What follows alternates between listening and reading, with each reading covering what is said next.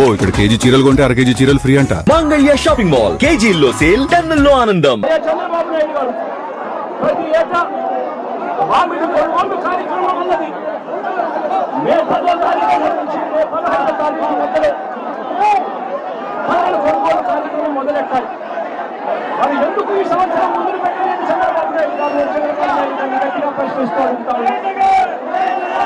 ఇదే చంద్రబాబు నాయుడు గారు ఈ పరిచయం లేదు కాబట్టి రైతులను తాము పండించిన పంటంతా కూడా జూన్ 2వ వారం, జూన్ 3వ వారంలో వస్తే కానీ ఫ్యాక్టరీ తెరవలేదు.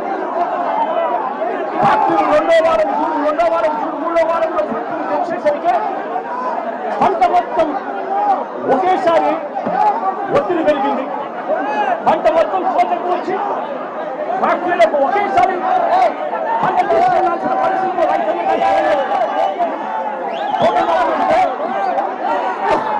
పంట కుండిపోయే పరిస్థితి కనిపిస్తా ఉంది. కాబట్టి రైతులను ఏం చేయాలో దిక్కుదోచక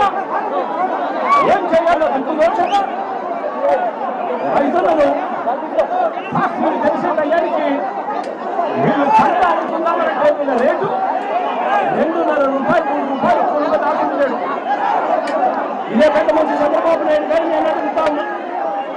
52 పల్ప్ కంపెనీలు చిత్తూరు జిల్లాల్లో ఉన్నాయి.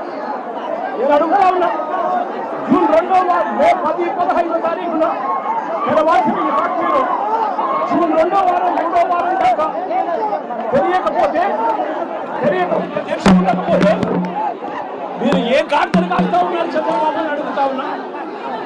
నేను ఇదే చంద్రబాబు నాయుడు గారిని అడుగుతా ఉన్నా.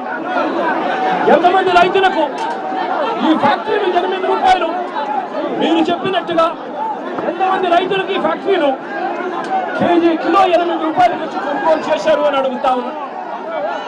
ఎంతమంది రైతులకు మీరు చెప్పినట్టుగా మీరు 4 రూపాయలు రైతులకు ఎంతమందికి ఇచ్చారు అని చంద్రబాబు నాయుడు గారిని గట్టిగా నిలదీస్తూ అడుగుతా ఉన్నా.